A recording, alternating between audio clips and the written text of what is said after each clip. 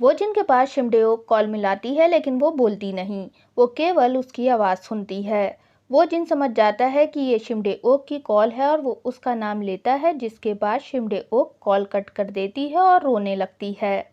सुबह जीनोम वोजिन के फादर के पास जाती है। उसे फिक्र होती है कि वोजिन कल रात घर वापस नहीं आया था। वोजिन के फादर उसके असिस्टेंट से बात करते हैं, जो उन्हें बताता है कि वोजिन कल काम छोड़कर जल्दी चला गया था। वोजिन के फादर उसके स्टडी रूम की तलाशी करते हैं, जहां उन्हें शिमडेओक के लेटर्स से भरा एक बॉक्स मिलता है। वो लेटर्स को पढ़ते हैं, जिसके बाद गुस्से से उनका हाथ कांपने लगता है। रिकॉर्डिंग कॉन्ट्रैक्ट के सिलसिले में रिकॉर्ड एग्जीक्यूटिव शिमडेओक को अप्रोच करता है, जो उसे अच्छा पैसा ऑफर करता है, जिसकी हेल्प से वो अपनी बहन को स्टडीज़ के लिए अमेरिका भेज सकती थी। और रिकॉर्डिंग खत्म होते ही शिमडेओक को पेमेंट करने के लिए राज़ी हो जाता है, इसीलिए वो फ़ौरन कॉन्ट्रैक्ट साइन कर देती है। घर वापस जाते वक्त शिमडेओक हैरान हो जाती है जब वो वोजिन को उसके लिए इंतज़ार करते देखती है। वोजिन शिमडेओक को गले लगाते हुए कहता है, कहीं मत जाओ, यहीं मेरे साथ रहना। मुझे नहीं लगता कि मैं तुम्हारे बिना रह सकता हूँ। वो शिमडेओक को उसके साथ टोक्यो जाने के लिए कहता है। ये सुनते ही शिमडेओक खुशी के मारे उसे जवाब नहीं दे पाती और एक बार फिर से वोजिन को हक करती है। शिमडेओक से मिलने के बाद वोजिन ट्रेन स्टेशन जाता है अपने होम टाउन वापस लौटने के लिए। वो शिमडेओक से कहता है कि काश वो दोनों एक साथ टोक्यो जा सकते। शिमडेओक उससे कहती है कि उसे जाने से पहले अपने कुछ काम खत्म करने होंगे।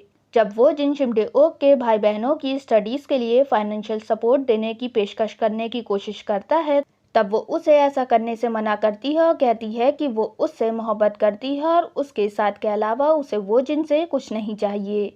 वोजिन उससे मजाक करते हुए कहता है कि इस वक्त तो वैसे भी वो कंगाल है। वोजिन टोक्यो जाने से पहले चीज़ों को निपटाने के लिए घर जाता है, और जब वो वहां पहुंचता है तो वो अपने फादर और हायो को अपनी किताबों और राइटिंग से बने अलाव के सामने खड़ा देखता है। उसके फादर वोजिन के चेहरे पर शिमडेओक के लेटर्स को उड़ाते हुए पूछते हैं कि क्या वो सच में एक वल्गर औरत जो अनजान मर्दों के लिए गाती है से मिलने के लिए ग्योयोंग जाता रहता था। वोजिन कहता है कि शिमडेओक उसके लिए अनमोल है। उसके फादर का मानना होता है कि एक आदमी का एक पल के लिए औरतों को देखना आम है, जिस पर वोजिन कहता है कि ये सिर्फ एक पल के लिए नहीं था और बताता है कि उसने शिमडेओक को भूलने के लिए सालों कोशिश की, लेकिन इसका कोई फ़ायदा नहीं हुआ।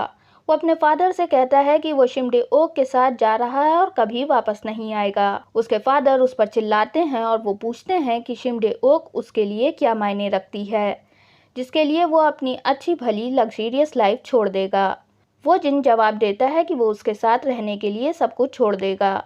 उसके फादर उसे धमकाते हैं कि उनके पैसों के बिना वोजिन शिमडेओक और राइटिंग्स के लिए अपने पैशन को खो देगा, क्योंकि वो गरीबी का सामना करने में कभी कामयाब नहीं हो पाएगा। वोजिन कहता है कि अगर शिमडेओक उसे इस वजह से छोड़ देगी तो ये बस उसकी किस्मत होगी, जिसके बाद उसके फादर वोजिन पर चिल्लाते हैं और उसे बाहर निकलने के लिए कहते हैं। जब वोजिन बाहर निकलता है तो वो जिनोम हायो से माफ़ी मांगने के लिए रुकता है और उससे खुद को माफ़ न करने के लिए कहता है। शिमडेओक होंकी से अपनी सगाई तोड़ देती है। उसके ऐसा करने से होंकी बिल्कुल हैरान नहीं होता और कहता है कि वो समझ सकता है। हालांकि उसे शिमडेओक की इज्जत की फिक्र होती है, क्योंकि उनकी सगाई का ऐलान पहले ही हो चुका था और शिमडेओक को अब उसके होम टाउन में सब अच्छे से जानते भी थे।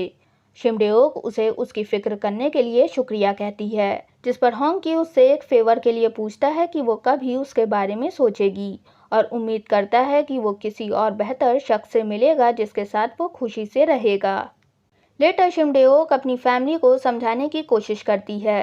वो उन्हें अपने रिकॉर्डिंग कॉन्ट्रैक्ट के बारे में बताती है कि वो उससे मिलने वाले पैसों से संगडेओक की स्टडीज़ के लिए पेमेंट करेगी। वो अपने छोटे भाई कीसंग के लिए भी ऐसा ही करने का वादा करती है, लेकिन उसे अपने बीमार फादर की फिक्र होती है।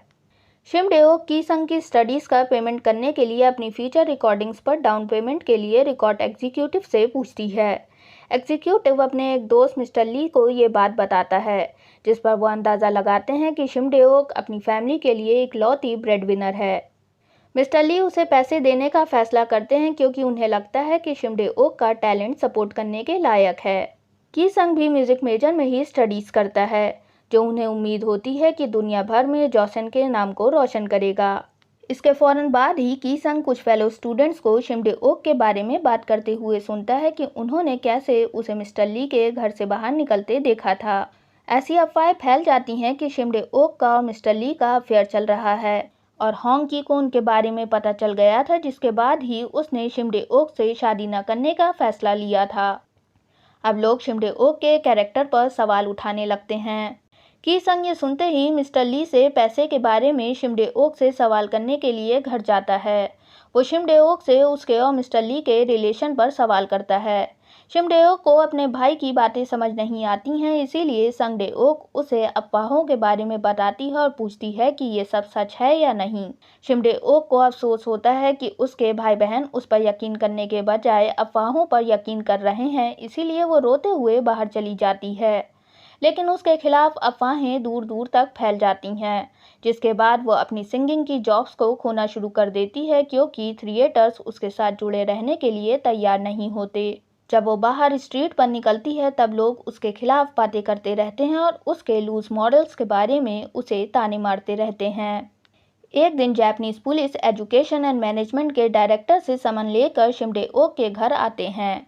शिमडे ओक वजह जाने बगैर कि डायरेक्टर उससे क्यों मिलना चाहते हैं, उनके साथ जाने से मना कर देती है। इसीलिए ऑफिसर्स उसे फोर्सिबली ले जाते हैं। उसे डायरेक्टर के ऑफिस ले जाया जाता है। शिमडे ओक आसानी से जापानीज लैंग्वेज बोल सकती थी, लेकिन वो जानबूझकर डायरेक्टर से कोरियन लैंग्वेज में बात करती है ताकि वो उसे एहसास दिला सके कि वो जापान में काम करता है, लेकिन उसकी पैदाइश तो कोरिया में ही हुई थी। डायरेक्टर उसके चेहरे को सहलाता है, फिर उसे थप्पड़ मारता है। जब शिमडे ओक उसका हाथ खुद से दूर करती है तब डायरेक्टर उसे एक वल्गर वुमेन कहता है। डायरेक्टर बताता है कि उनके पास कोरिया के जापानीज गवर्नमेंट जनरल के लिए गाने की जॉब है जो वो उसे ऑफर करना चाहते हैं, जिसमें उसे बैंक्वेट्स और अलग अलग प्रोग्राम में जिसमें जापान की प्रॉस्पेरिटी का जश्न मनाया जाएगा में सिंगिंग करनी होगी। शिमडे ओक कहती है कि वो एक जापानीज रिकॉर्डिंग कंपनी के लिए रिकॉर्ड करने के लिए ओसाका के लिए रवाना होने वाली है और उनके ऑफर को ठुकरा देती है। डायरेक्टर शिमडे ओक को उसकी फैमिली के खिलाफ थ्रेट देते हुए उसे धमकाने की कोशिश करता है, जिसके बाद शिमडे ओक को सदमा लगता है। डायरेक्टर उससे कहता है कि जब वो ओसाका से लौट आएगी तब वो दोनों प्राइवेटली ड्रिंक्स एंजॉय कर सकते हैं। उसी शाम डिनर के दौरान शिमडे ओक के पेरेंट्स जनरल के ऑफर में इंटरेस्ट शो करते हैं, लेकिन शिमडे ओक से की संग गुस्से में कहता है कि उसे ऐसा करने की ज़रूरत नहीं है, चाहे जितना सिंगिंग उसके लिए मायने रखती हो। संगडे ओक भी अपने भाई से सहमति जताती है, जिसके बाद दोनों भाई बहन जोर जोर से अपने पेरेंट्स से बहस करते हैं। शिमडे ओक चुपचाप अपने कमरे में चली जाती है। बाद में संगडे ओक शिमडे ओक को अप्रोच करती है। वो शिमडे ओक से पूछती है कि वो पियानो प्ले करने के लिए अगले हफ्ते ओसाका जा रही है, तो शिमडे ओक उससे पहले वहाँ क्यों जाना चाहती है। शिमडे ओक कहती है कि उसे वहाँ किसी से मिलना है। लेटर शिमडे ओक वोजिन का भेजा लेटर अपने कमरे में पढ़ती है, जिसमें वोजिन ने लिखा होता है कि उसके टोक्यो पहुंचने के बाद उसने शिमडे ओक के बारे में अफवाहें सुनी। वो कहता है कि ये सब उसके लिए बकवास है और उसे सिर्फ शिमडे ओक के ही शब्दों पर भरोसा है। वोजिन उसे अपने साथ जापान नहीं ले जा पाया, इस बात पर अफसोस करता है और उससे दरख्वास्त करता है कि शिमडे ओक उससे जल्द मिलने आ सके। कुछ वक्त बाद वोजिन से मिलने एक फीमेल विजिटर आती है, लेकिन वो शिमडे ओक नहीं होती जैसी उसको उम्मीद थी, बल्कि हायो होती है। वो उससे घर वापस आने के लिए कहती है क्योंकि उसके फादर ने खाना खाने से मना कर दिया होता है जब तक कंपनी को संभालने के लिए वोजिन वापस नहीं आ जाता। वो कहती है कि ऐसे और लोग हैं जो वोजिन के जगह पर लिख सकते हैं, लेकिन ऐसा कोई नहीं है जो उसकी फैमिली कंपनी चला सकता हो। वोजिन जवाब देता है कि अब वो उसका बिजनेस नहीं रहा। जिनोम हायो पूछती है कि क्या वो अपने फादर के मरने तक दूर रहने के मंसूबे बना रहा है और कहती है कि वो जल्द ही उसके घर आने की उम्मीद करेगी, लेकिन वोजिन उससे खुद से कोई उम्मीद न रखने को कहता है। वो कहती है कि उसने वोजिन से शादी की बगैर उससे मुलाकात किए और उसने कभी उससे उसका दिल नहीं मांगा, लेकिन उसका मानना है कि वोजिन से प्यार करना और उसको सपोर्ट करना उसकी ड्यूटी है, भले ही वोजिन का दिल किसी और के पास है। और वो उससे दरख्वास्त करती है कि वो भला उसके लिए हस्बैंड ना बने, बल्कि अपने फादर के लिए एक बेटा बन सकता है। वो जिन थिएटर में जाता है जहां हे संग और क्योसुके एज अ प्ले राइट्स काम करते हैं। वो उसे अपने अपकमिंग प्ले के लिए रिहर्सल देखने के लिए इनवाइट करते हैं, लेकिन वो जिन मना कर देता है। इसीलिए हे संग कहता है कि वो बाद में डिनर कर सकते हैं। वो जिन अपने बोर्डिंग हाउस में वापस जाता है। वो उस वक्त के बारे में सोचता है जब उसने शिमडे ओक को बताया था कि उसका कभी कोई सपना नहीं था और उसके फादर कैसे हमेशा उसे राइटिंग्स छोड़ने को कहते थे ताकि वो उनका फैमिली बिजनेस संभाल सके। शिमडे ओक बोर्डिंग हाउस पहुंचकर वो जिन का इंतजार करती है। जब वो जिन वहां पहुंचता है तब दोनों एक दूसरे को दुख के साथ देखते हुए मुस्कुराते हैं। दोनों एक पार्क में जाते हैं जहां वो जिन शिमडे ओक से कहता है कि उसे कोरिया लौटना होगा क्योंकि वो अपने फादर को अकेला नहीं छोड़ सकता, लेकिन वो वापस नहीं लौटना चाहता क्योंकि कोरिया में वो लिख नहीं सकता और शिमडे ओक के साथ नहीं रह सकता। शिमडे ओक कहती है कि वो भी ऐसे ही डिलेमा का सामना कर रही है और वो जिनको जापानीज गवर्नमेंट जर्नल की जॉब की पेशकश के बारे में बताती है। वो कहती है कि अगर वो लौटती है और उनके लिए गाती है तो उसकी सोल मर जाएगी, लेकिन अगर वो नहीं लौटी तो उसकी फैमिली मर जाएगी। वो जिन को उस दिन की याद दिलाती है जब वो जिन से पहली बार मिली थी, जब वो जिन अरिशिमा टेको की किताब पढ़ रहा था। शिमडेओ कहती है कि वो अरिशिमा और उनकी डेथ के बारे में सोचती थी हर बार जब वो जिन के बारे में सोचती थी। वो जिन को बताती है कि वो समझ गई है कि अरिशिमा और उसकी लवर ने डबल सुसाइड कमिट क्यों किया था, क्योंकि वो आराम करना चाहते थे, ऐसी जगह जहां उन दोनों को कभी एक दूसरे से अलग नहीं होना पड़ेगा।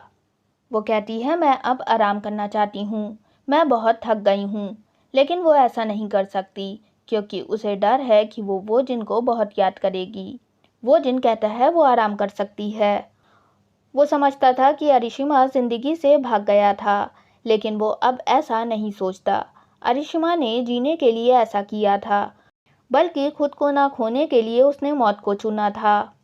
शिमडेओक उसे घूरती है, उसकी आंखें आंसुओं से भर जाती हैं और वो सॉफ्टली कहती है अपनी ज़िंदगी में पहली और आखिरी बार वो ज़िंदगी जीना चाहती है, वो भी उस तरह से जैसी वो है, भले ही ऐसी ज़िंदगी का मतलब मौत ही क्यों ना हो। और वो जिन भी उसके किनारे आराम कर सकता है। उस रात जब हे संग डिनर के लिए वो जिन को लेने उसके कमरे जाता है तो उसे वहां कोई नहीं मिलता, बस एक नोट मिलता है जिसमें उसे 5 दिनों में ओसाका आने को कहा गया होता है और एक एड्रेस भी लिखा होता है। वो जिन और शिमडेओक ट्रेन से ओसाका तक जाते हैं। वो दोनों एक साथ एज कपल अपने मोमेंट्स एक दूसरे के साथ एंजॉय करते हैं, आज़ादी से दोनों एक दूसरे के साथ वक्त गुजारते हैं। रात में वो जिन लिखता है। शिमडेओक उसे बताती है कि उसने भी एक पोयम का स्टैंजा लिखा है, जिसके बाद दोनों मिलकर एक एक लाइन सोचते हैं और पोयम कंप्लीट करते हैं। संगडेओक ओसाका पहुंचती है जहां वो पियानो प्ले करती है और शिमडेओक उसके एल्बम के लिए गाना रिकॉर्ड करती है। प्लान के मुताबिक जब शिमडेओक के सॉन्ग्स की रिकॉर्डिंग खत्म हो जाती है तब शिमडेओक पूछती है कि क्या वो अपने एक सॉन्ग को रिकॉर्ड कर सकती है। ये वही पोयम होती है जिसे उसने और वो जिन ने एक साथ लिखा था, जो शिमडेओक के पसंदीदा सॉन्ग वेव्स ऑफ डैन्यूब से इंस्पायर था और उसने अपने सॉन्ग को टाइटल दिया था प्रेज ऑफ डेथ। शिमडेओक संगडेओक को फेरी तक छोड़ने जाती है जिससे वो कोरिया वापस लौट सके। शिमडेओक अपनी बहन से बताती है कि उसने कहां पर पैसे छुपा रखे हैं और उन्हें ढूंढकर अपनी मां को देने के लिए कहती है। संगडेओक पूछती है कि शिमडेओक घर कब आएगी, लेकिन शिमडेओक अपनी बहन से कहती है कि वो अपनी नाव को ना छोड़े और स्माइल करते हुए उसे फेयरवेल बिड करती है।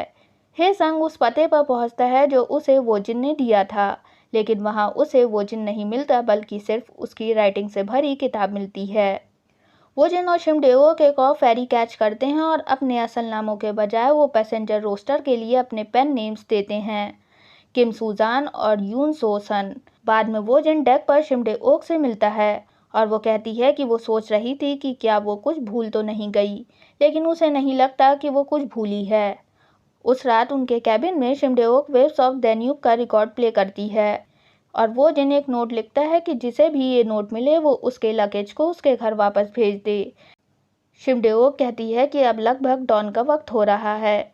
तब वो जिन एक दराज से उसकी क्लोज हैट निकालता है और उसे पहनाता है, जो वो जिन ने अपने पास इतने सालों से रखी थी। दोनों डेक पर जाते हैं और शिमडेओक को प्ले टूर के आखिर में डांस हॉल में जाने का वक्त याद आता है। वो जिनको भी शिमडे-ओक और नामपा का एक साथ डांस करना याद आता है। इसीलिए शिमडे-ओक अपने जूते उतार देती है और वो जिन से उसके साथ डांस करने के लिए कहती है। वो जिन भी अपने जूते उसके जूतों के पास उतार देता है, जिसके बाद दोनों एक साथ डांस करते हैं। जब उनका डांस खत्म हो जाता है तब शिमडे-ओक अपनी आंखों में आंसू छुपाने की कोशिश करती है। वो जिन शिमडे-ओक के चेहरे को करीब से देखता है। वो आखिरी बार एक दूसरे को देखकर पीसफुली स्माइल करते हैं, फिर जहाज की रेलिंग की ओर एक साथ चलते हैं, जिसके बाद दोनों डबल सुसाइड कमिट कर लेते हैं और हमें सिर्फ ओशन की वेव्स की क्रैशिंग साउंड सुनाई देती है। और इसी तरह से दोनों जिंदगी की जंजीरों से खुद को आज़ाद कर लेते हैं और मौत को गले लगा लेते हैं।